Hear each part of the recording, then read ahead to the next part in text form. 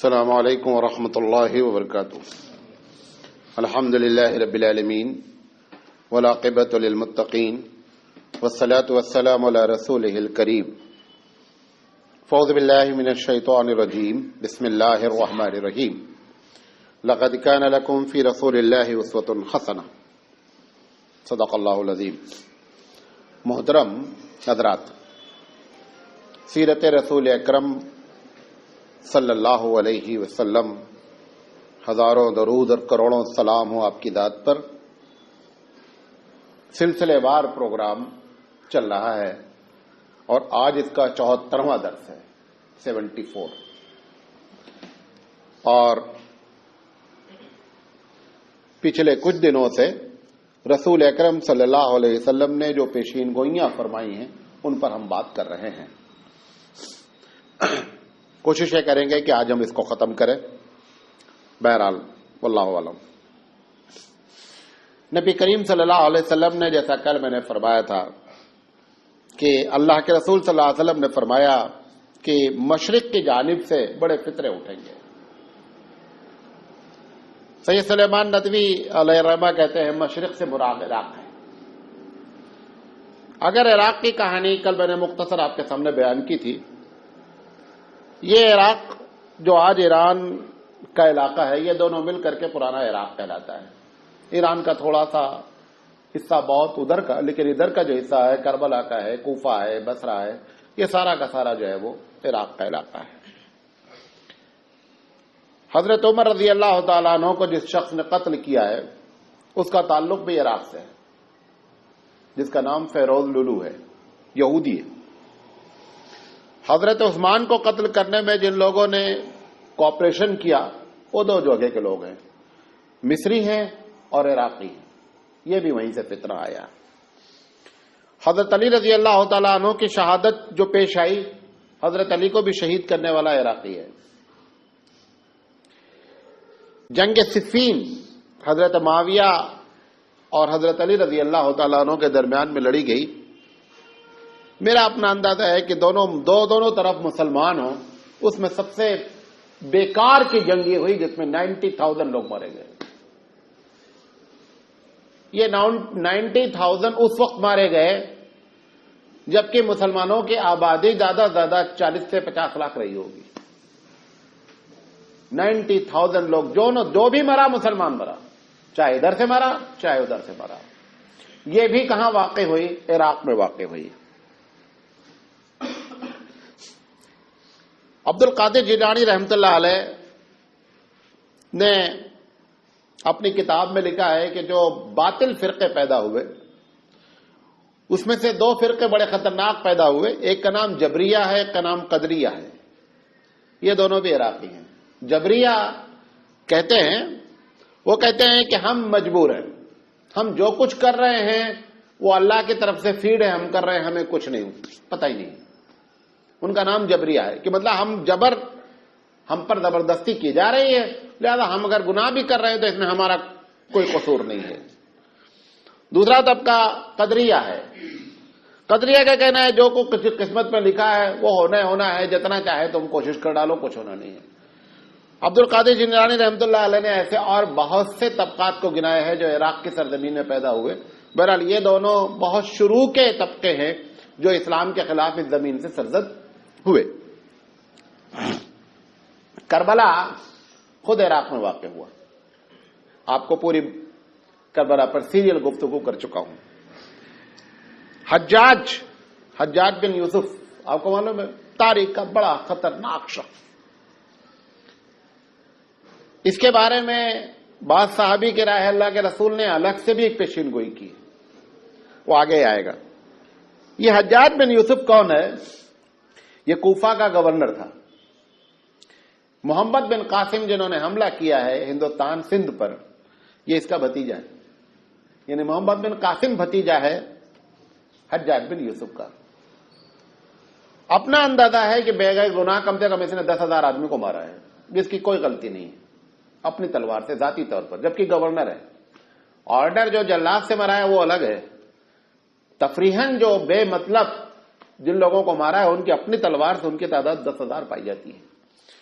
بعض مورخین کہتے ہیں کہ 4000. بہرحال 4000 سے کم کوئی قائل نہیں ہے. یہ پہلا شخص ہے جس نے دنیا میں کرفیو نافذ کیا. تب تک لوگ کرفیو جانتے نہیں تھے.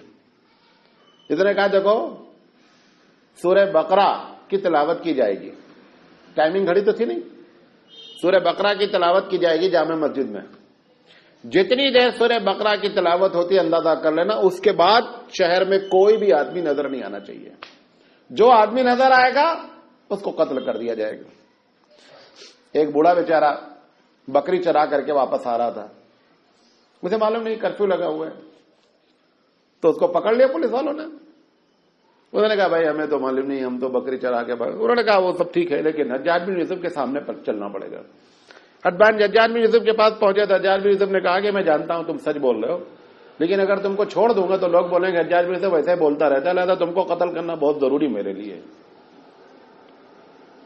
یعنی جان حجاج بن یوسف کے نزدیک کوئی حیثیت نہیں رکھتی تھی. جیسے آپ چیونٹی کو مار دیتے ہیں ایسے وہ انسان کو مارتا تھا.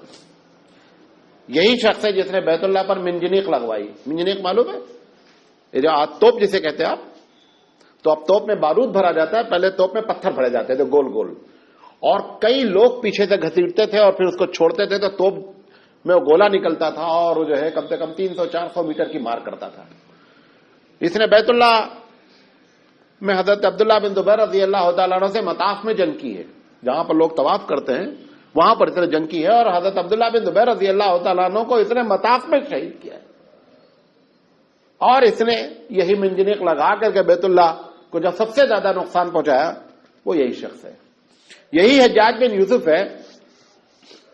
آپ جو لوگ بیت اللہ دیکھے ہوئے ہیں, بیت اللہ میں آپ دیکھیں ایک علاقہ ایسے ہے اور ایک تھوڑا سے گول ہے.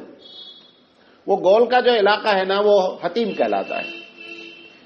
حضرت عبداللہ بن زبیر رضی اللہ تعالیٰ عنہ یہ حضرت عائشہ صدیقہ رضی اللہ تعالیٰ عنہ کے سگے بھانجے ہیں.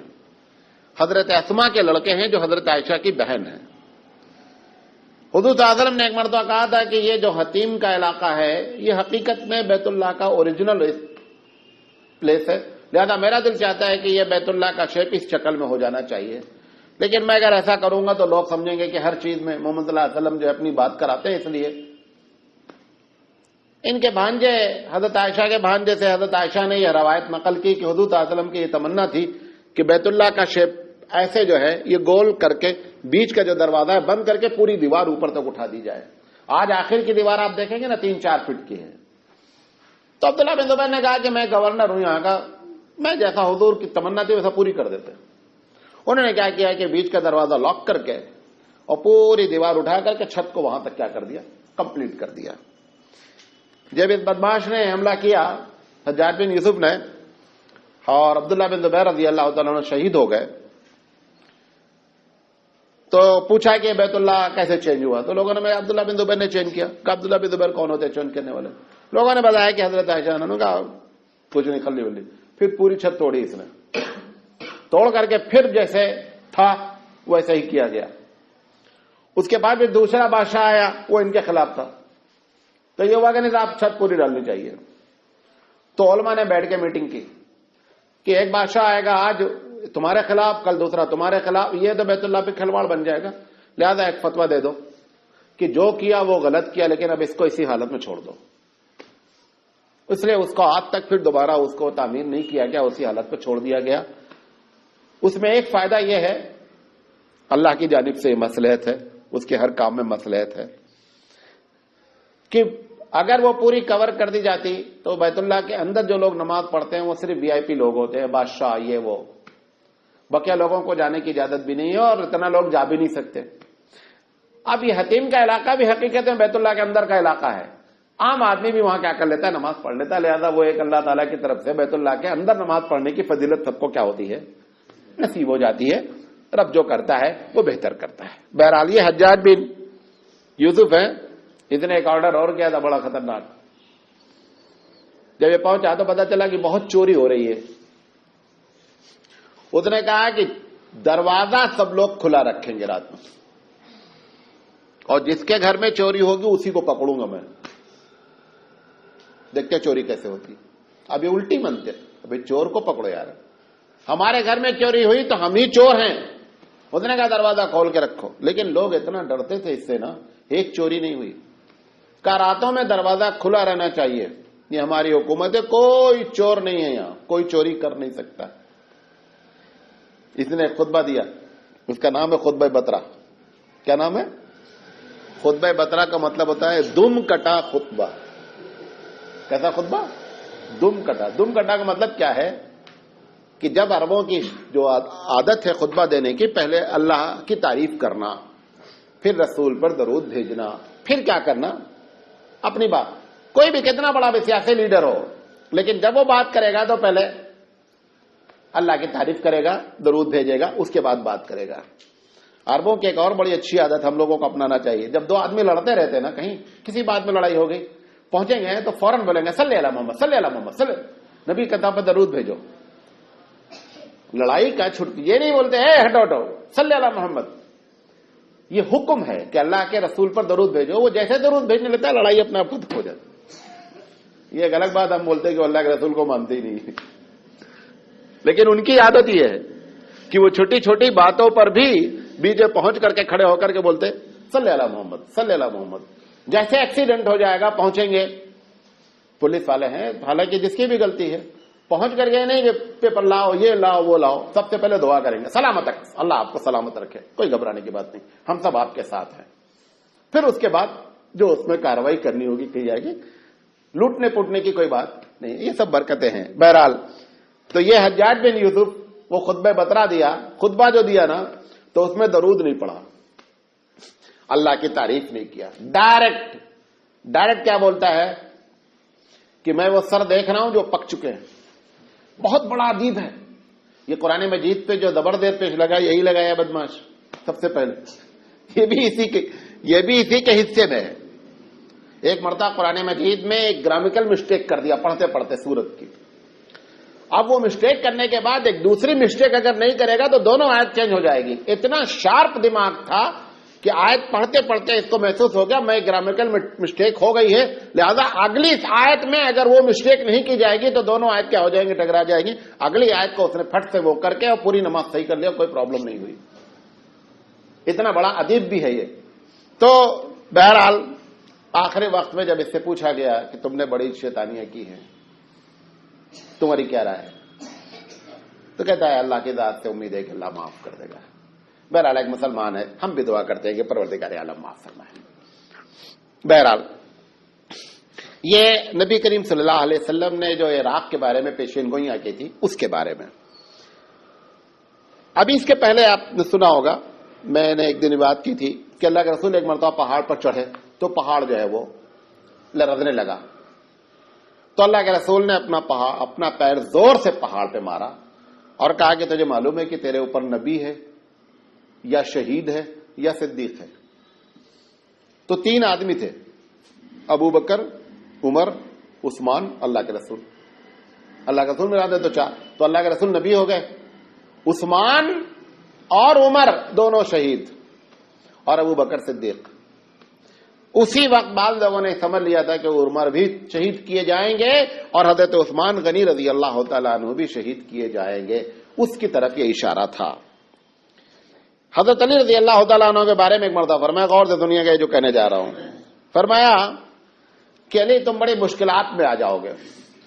یہ ایک الگ بات ہے، ہم آج علی کو ہی مشکل کشا بولتے ہیں، ان کے بارے میں حضور نے خود فرمایا ہے کہ علی تم مشکلات میں آؤ گے۔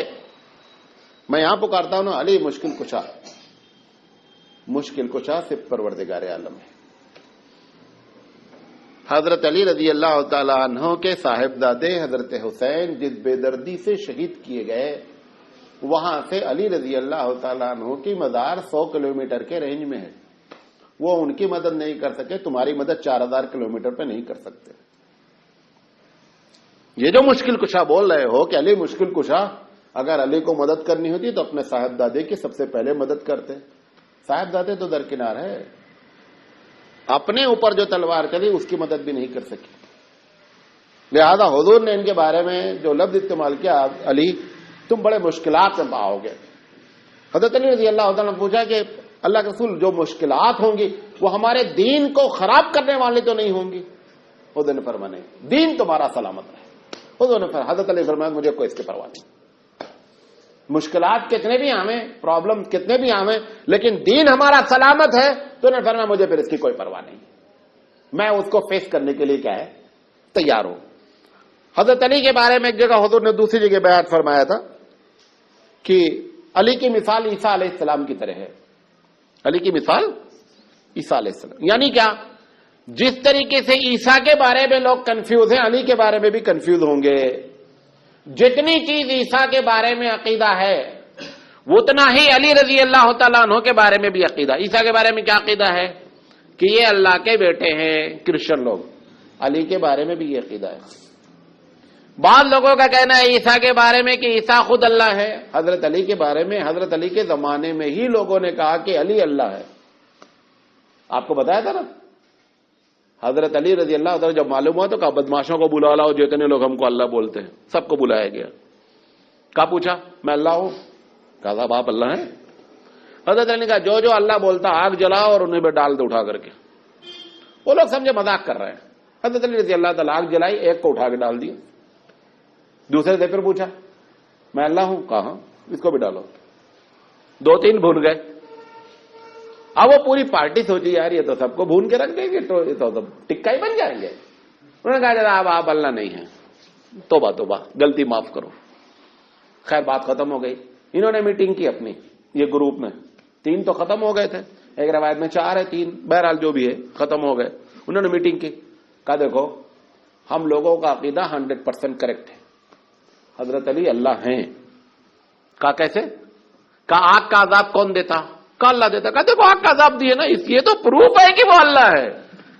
اصل میں جب یہ گھوم جاتی نا تو کچھ کام نہیں کرتی، خدا نہ کرے یہ گھوم جائے تو الٹی گھومی ہے۔ تو حضرت علی رضی اللہ تعالیٰ عنہ کے بارے میں یہ بھی عقیدہ کیا کہ یہ خود اللہ ہے۔ ایک تیسرا عقیدہ عیسیٰ علیہ السلام کے بارے میں ہے کہ عیسیٰ اللہ تو نہیں ہے لیکن اللہ ڈائریکٹ عیسیٰ کی شکل میں آ گیا ہے، جس کو اوتار کہتے ہیں۔ سیم عقیدہ حضرت علی کے رضی اللہ تعالیٰ کے بارے میں بھی ہے کہ علی رضی اللہ تعالیٰ اللہ نہیں ہے لیکن اللہ علی کی شکل میں آ گیا ہے۔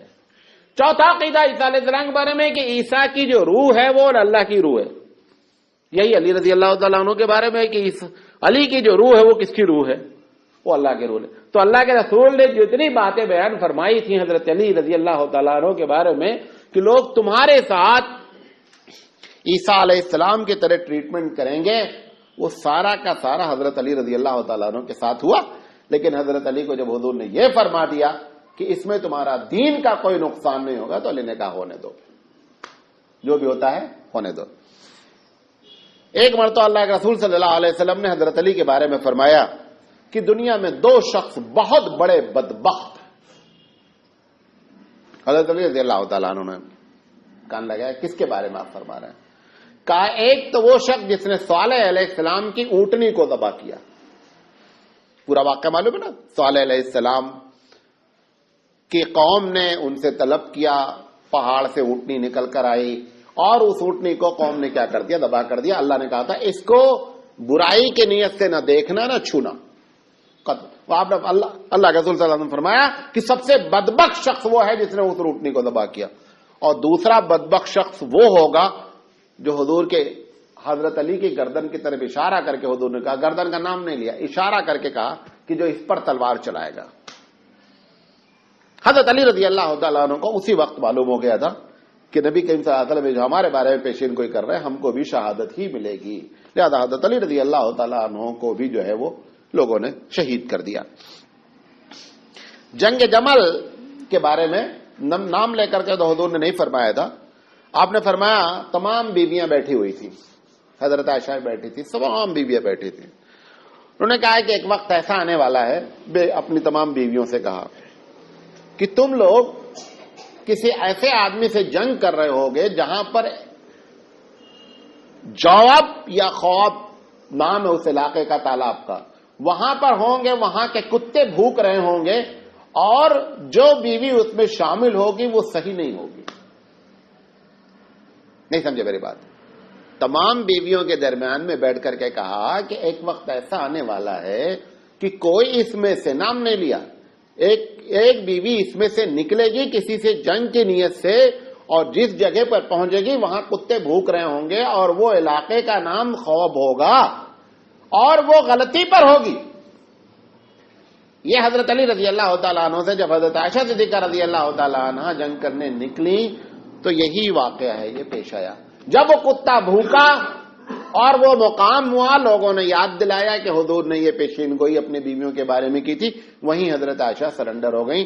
انہوں نے کہا علی سے کہ معاملات کسی طرح حل کرو, میں غلطی ہوں. اور اس کے بعد جو ہے پھر معاملہ حل کیا گیا. یہ ایک الگ بات ہے کہ یہودیوں نے اس میں سازش کر کے جنگ کرا کے ہی چھوڑا. مذاق میں 10,000 آدمی مار دیے گئے. یعنی دونوں چیف آف آرمی اس بات پر تیار ہیں کہ صبح صلح نامہ لکھا جائے گا اور تہجد کے وقت جنگ شروع کر کے اشراق تک 10 بجے تک تقریباً 10,000 آدمی مار دیے گئے. دونوں ایک دوسرے سے کہتے رہے کہ جنگ کیسے شروع ہوئی یہ پتہ نہیں چلا. عبداللہ بن سبا بدماش جو کتا تھا نا, اس کتے نے جنگ شروع کرایا تھا اور 10,000 لوگوں کو شہید کرایا. یہ وہی مقام ہے. حضور اعظم نے ایک مرتبہ فرمایا, مسلم شریف کی روایت ہے کہ آپ نے فرمایا کہ ہماری امت میں 2 گروہ لڑائی کریں گے اور دونوں کا دعویٰ ایک ہوگا. کیا دعویٰ ایک ہوگا؟ کہ صاحب ہم امیر ہیں. یہ حضرت امیر معاویہ اور حضرت علی رضی اللہ تعالیٰ عنہ کو جو جنگ ہوئی, جنگ صفین, اس میں دونوں کا دعویٰ یہی تھا. لیکن اس میں حضور نے یہ نہیں فرمایا کہ صحیح کون ہوگا اور غلط کون ہوگا. یہ بات آپ نے نہیں فرمائی اس حدیث میں کہ صحیح کون ہوگا غلط. یہ ایک الگ بات ہے کہ دوسری جگہ ایک دوسری حدیث میں حضرت عمار رضی اللہ تعالیٰ عنہ کے بارے میں فرمایا کہ عمار تم کو مسلمان گروہ قتل کرے گا. عمار بن یاسر ہے, یہ یاسر کا پورا خاندان آپ کو معلوم ہے کتنی قربانیوں والا خاندان ہے. یہ حضرت عمار ہیں. عمار کے بارے میں اللہ کے رسول نے فرمایا کہ عمار تم شہید کیے جاؤ گے اور جو تم کو شہید کرے گا وہ گروہ باغی ہوگا. یہ حضرت عمار رضی اللہ تعالیٰ عنہ کو جو شہید کیا گیا وہ جنگ صفین میں کیا گیا اور یہ حضرت علی کے ساتھ تھے. معاویہ رضی اللہ تعالیٰ عنہ کی فوج نے ان کو کیا کیا؟ شہید کیا.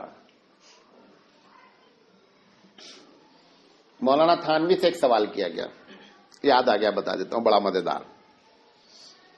حدیث میں آتا ہے کہ جس نے میرے صحابہ کو گالی دے اس نے مجھے گالی دی. من سبنی صحابی فقط سبنی, من سبا صحابی فقط سبنی, او کما قال. جس نے میرے صحابہ کو گالی دی اس نے مجھے گالی دی. تو ایک صاحب نے پوچھ لیا مولانا تھانوی سے کہ حضرت معاویہ نے حضرت علی کو گالی دی ہے, یہ تاریخ سے ثابت ہے, تو یہ پھر حدیث ان کے اوپر کیا ہو گئی؟ چسپاں ہو گئی. مولانا تھانوی نے کیا جواب دیا؟ اللہ کیا علم ہے. مولانا نے کہا ایک باپ کہتا ہے, مثال دے رہے ہیں غور سے سنیے گا. مولانا نے کہا کہ ایک باپ کہتا ہے کہ دیکھ میرے بیٹے کی طرف کوئی آنکھ اٹھایا نا تو آنکھ نکال لوں گا. ایک باپ بولتا ہے کہ اگر میرے بیٹے کی طرف تو نے آنکھ اٹھایا تو تیری آنکھ نکال لوں گا. محلے والوں سے بولتا کون بھی اگر ہمارے بیٹے کی طرف آنکھ اٹھایا تو آنکھ نکال لوں گا اس کی. اب اس کا بھائی ہی اس کو آنکھ دکھا دیا.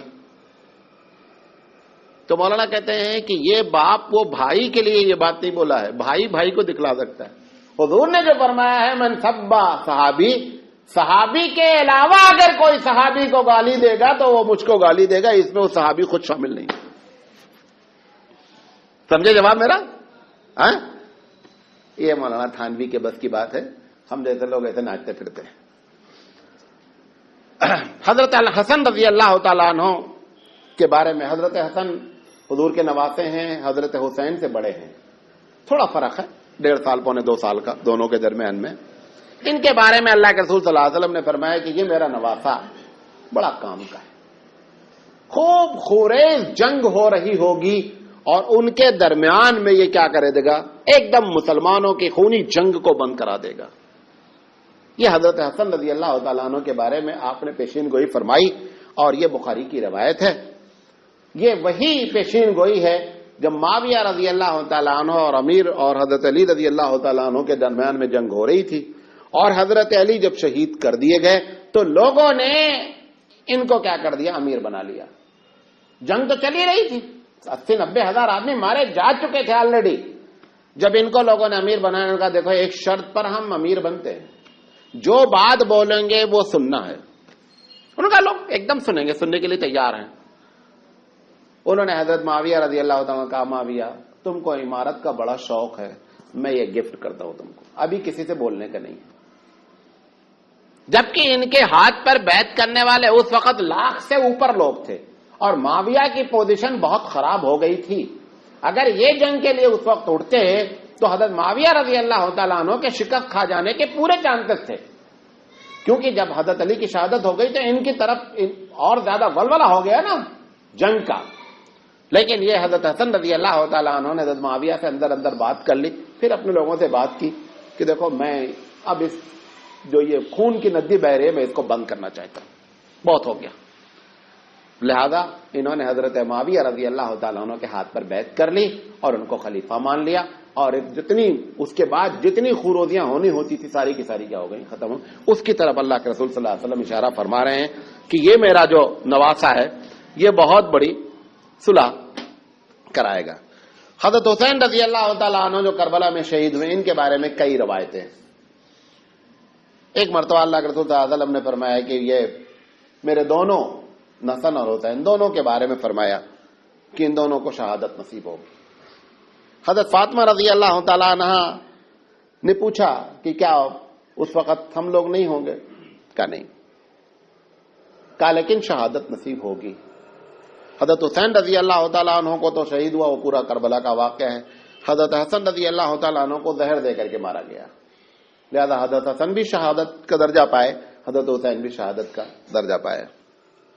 یہ جو لوگ ان کے اوپر روتے ہیں، وہ ایک شاعر نے شعر کہا ہے، سچ ہے اگر یہ قول کہ مرتے نہیں شہید، سچ ہے اگر یہ قول کہ مرتے نہیں، کیوں قرآن میں کیا لکھا ہے؟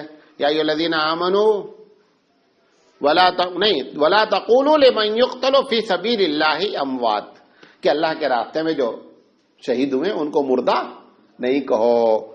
تو شاعر نے کہا ہے کہ سچ ہے اگر یہ قول کہ مرتے نہیں شہید، تو پھر ان کے اوپر مرثیہ پڑھنے سے ہے کیا فائدہ؟ کیوں مرثیہ پڑھ رہے ہو؟ تو شہادت نصیب ہوئی ہے۔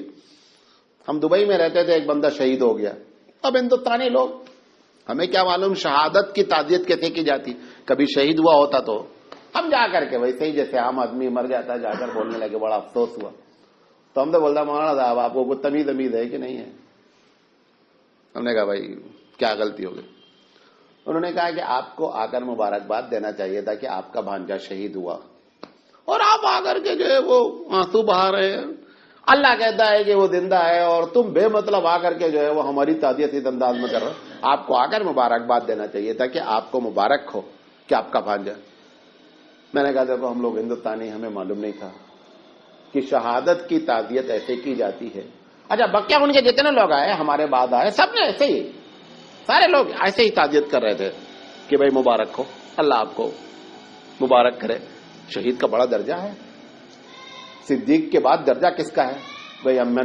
نبی کے بعد صدیق، اور صدیق کے بعد کون ہے؟ شہید کا درجہ ہے۔ تو ہم لوگوں کو معلوم ہی نہیں تھا، کیونکہ ہم شہادت کو جانتے بھی نہیں، اور شہادت سنتے بھی ہیں تو تھوڑا سا گھبراتے کہ کہیں ہمارے ہی ساتھ نہ پیش آ جائے۔ بہرحال اللہ کے رسول صلی اللہ علیہ وسلم نے ایک روایت مسلم شریف کی اور ہے، آپ نے فرمایا کہ اس دنیا کے ختم ہونے سے پہلے 30 جھوٹے نبی اور دجال پیدا ہوں گے۔ بعض لوگوں کا کہنا یہ ہے کہ دجال الگ ہوں گے، جھوٹے نبی الگ ہوں گے۔ جھوٹے نبی میں ہندوستان بھی شامل ہے، پرانا ہندوستان جو بھارت ہے، غلام احمد قادیانی جو قادیان ضلع ہے یہ وہاں کا تھا، اور حیدرآباد بھی اس میں شامل ہے۔ صدیق احمد وشیشور اس نے بھی دعویٰ کیا تھا۔ دیکھیں ان کے بارے میں سمجھ لیں، کیونکہ ہبلی میں 2-4 لوگ پائے جاتے ہیں، آپ ان کے بارے میں سمجھ لیں۔ یہ کبھی بھی جب آپ سے گفتگو کرتے ہیں تو ان کا انداز کیا ہوتا ہے؟ ان کا کہنا یہ ہوتا ہے کہ دیکھو جب حالات خراب ہوتے ہیں تو نبی آتا ہے، جب حالات خراب ہوتے ہیں تو نبی آتا ہے۔ اچھا بتاؤ آج کل حالات خراب ہے کہ نہیں؟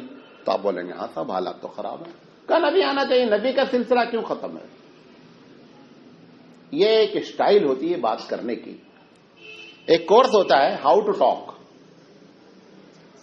کسی نے کیا ہے؟ نہیں، میں نہیں کیا وہ ہاؤ ٹو ٹاک۔ کیسے بات کی جائے، اس کے 3 مہینے کا ہوتا ہے. اس میں لیسن میں جو بتایا جاتا ہے اس میں کہتا ہے کہ کبھی کبھی آدمی کیا کرتا ہے، خود ایک اسٹیٹمنٹ قائم کرتا ہے، اس اسٹیٹمنٹ پر سوال کرتا ہے، پھر آپ سے جواب طلب کرتا ہے. اگر ایسا کرتا ہے تو سمجھ لینا وہ اس اسٹیٹمنٹ میں کہیں پرابلم ہے. کیا اسٹیٹمنٹ اس نے بنایا کہ حالات خراب ہوتے ہیں تو نبی آتا ہے. اب آپ نے کہا تھا اسٹیٹمنٹ اس کا. دوسرا سوال کیا کر رہا، جب حالات خراب ہوتے ہیں تو نبی آتا ہے. اچھا آج حالات خراب ہے کہ نہیں؟ ہاں صاحب حالات خراب ہے. نبی آنا چاہیے کہ نہیں؟ ہاں صاحب نبی آنا چاہیے. اب آپ سرنڈر ہو جائیں گے، آپ کے پاس جواب ہی نہیں ملے گا. بات ایک دم صحیح کہہ رہا ہے. دیکھو نبی آنے کی جو بنیادی وجہ ہے، کئی ایک ہے، اس میں سے بنیادی وجہ، جب تک پریویس کتاب میں کریکشن نہیں ہوتا تب تک نبی نہیں آتا. نہیں سمجھے؟ جو کتاب نازل ہوئی ہے اس کتاب میں جب تک چینجنگ لوگ نہیں کریں گے تب تک نبی نہیں آتا. اب یہ بتاؤ قرآن میں چینجنگ ہے؟ نہیں ہے، لہذا نبی کی کوئی ضرورت نہیں. ہمارا یہ اسٹیٹمنٹ. اب اس کو پڑھو تم. تو قادیانی کے بارے میں کبھی بھی بات کریں گے وہ یہاں سے شروع کرتے ہیں گفتگو کو اپنی آغاز. لہذا یہ جواب آپ ہمیشہ یاد رکھیں کہ نبوت، نبی آتا ہے، رسول آتا ہے کب؟ جب ماں قبل کی کتاب میں لوگ ترمیم کر دیتے ہیں، چینجنگ کر دیتے ہیں. وہ آ کر کے اس میں کریکشن کرتا ہے. چونکہ کتاب کے بارے میں تمہارا بھی عقیدہ ہے کہ اس میں کوئی چینجنگ نہیں ہے، لہذا نبی آنے کی کوئی ضرورت. نبی آئے گا تو کام کیا کرے گا؟ بولے کہ کتاب پڑھو. وہ تو تمہارے پاس پہلے میں، تم نہیں پڑھنا چاہتے تو نبی کیا کر لے گا؟ کام اس کو بھی وہی کرنا ہے کہ یہ کتاب ہے، اس کتاب کو فالو کرو. آپ نہیں فالو کر رہے ہیں، کیا کر لے گا؟ کچھ نہیں کر سکتا. لہذا نبی کی ضرورت نہیں ہے. سمجھے نہیں؟ تو یہ کبھی بھی اگر کوئی ایسی بات ہو تو اللہ کے رسول نے فرمایا ایسے 30 لوگ پیدا ہوں گے جو نبوت کا دعویٰ کریں گے. اس میں چھوٹے بڑے سب شامل ہیں. ایک مرتبہ اللہ کے رسول نے فرمایا، ابو داؤد کی روایت ہے، ایک زمانہ آئے گا کہ سود بڑے کثرت سے ہو جائے گا. یہاں تک آپ نے فرمایا کہ اگر ڈائریکٹ آپ انوالو نہیں ہوں گے سود میں تو سود کا گردہ تو ضرور پہنچے گا. کوئی بھی اس وقت ہندوستان میں ایسا نہیں کہ سود نہیں کھا رہا ہو. کوئی بھی ایسا نہیں ہے. اب ایک ہے نیت سے کھانا، ایک ہے مجبوری میں کھانا، ایک ہے انجانے میں کھانا. تینوں الگ الگ کیفیت ہے. ایک ہے جان بوجھ کر کھانا، یہ مطلقاً حرام ہے. ایک ہے انجانے میں، کہیں سے پتہ ہی نہیں چلا. اب جیسے الیکٹرک کا آپ نے میٹر ہے، بجلی کا بل ہے. اب وہ بجلی کا میٹر 500 روپے کا ہے، وہ پوری زندگی اس کا آتا رہتا ہے، سود در سود چڑھتا رہتا ہے، کہیں نہ کہیں سے انوالو ہوتا ہے. اس میں ہم کچھ نہیں کر سکتے، یہ مجبوری ہے ہماری. کہیں کہیں انجانے میں آتا ہے. یہ دونوں کیفیت میں کوئی گناہ نہیں ہے، اس میں گناہ ہے. لیکن اللہ کے رسول کی حدیث بے عین ہی پیشین گوئی ثابت ہوئی کہ سود کا گرد تو پہنچے گا. اور آپ کو معلوم ہے سود کا چھوٹا سا گناہ کتنا بڑا ہے؟ حضور نے فرمایا جیسے کوئی اپنی ماں کے ساتھ زنا کرے. جیسے کوئی اپنی ماں کے ساتھ زنا کرے اتنا بڑا بڈی کا گناہ ہے. سود نہیں جانتے، بڈی تو جانتے نا، بڈی کا گناہ اتنا بڑا ہے. اور حیرت ہے کہ ہبلی میں مسلمان انوالو ہیں. خیر یو پی میں بہت کم ہے، مہاراشٹر میں بہت کم ہے، لیکن معلوم نہیں کرناٹک میں یہ لعنت کیسی ہے. بڑے فخر سے بڈی کا کام کر رہے ہیں. آفس کو لے بیٹھے ہوئے عبداللہ عبدالرحمان تو دوڑی رکھے ہوئے بڈی کا کام کر رہے ہیں. شرم نہیں آتی ہے؟ حیرت کی بات ہے. اچھا چونکہ مسجدیں بھی خاموش ہیں، منبر اور محراب جہاں سے یہ آواز اٹھنی چاہیے وہ سب خاموش ہیں. یہ سب باتیں ایسی عوام میں بتانی چاہیے لوگوں کو. بار بار بتانے سے اس کے اثرات مرتب ہوتے ہیں، لہذا بتانا چاہیے. لیکن چل رہا ہے. ایک مرتبہ حضور نے فرمایا، مسلم شریف کی روایت ہے، اللہ کے رسول صلی اللہ علیہ وسلم فرمایا کہ روم یعنی مسیحی بڑی کثرت سے ہوں گے. آج کس کی آبادی سب سے زیادہ دنیا میں؟ عیسائی کی. آپ کو معلوم ہے عیسائی لوگ کیوں بن جاتے ہیں؟ وہاں کچھ نہیں کرنے کا فارمولا ہی نہیں، سب کرنے کا فارمولا ہے. اسلام لاتے ہی اب فجر کی نماز پڑھنا ہے، بڑی پرابلم. سود چھوڑنا ہے، بڑی پرابلم. بڈی کے دھندے سے ہماری بلڈنگ چل رہی ہے، سارا کاروبار چل رہا ہے، سب چھوڑنا ہے. وہاں پہ کچھ بھی نہیں ہے. اور اگر کوئی چیز ہے بھی تو سنڈے کو جا کر کے معاف کرا لو، بات ختم ہو گئی.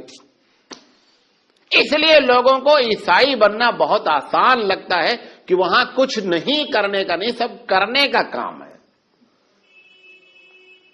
اسلام لاتے ہی نماز کا معاملہ ہے، حرام کا معاملہ ہے، حلال کا معاملہ ہے، ساری چیزیں ہیں۔ اس کے باوجود بھی چونکہ اس مذہب میں اتنی لاجک ہے، اتنا دماغ سے اس کا تعلق ہے اور اتنا فطری ہے کہ دنیا کی سیکنڈ لارجسٹ پاپولیشن ہے، لیکن اللہ کے رسول نے یہ بات فرمائی کہ رومی یعنی عیسائی جو ہیں وہ کیا ہوں گے، ایک وقت آئے گا کہ سب سے زیادہ آبادی میں ہوں گے۔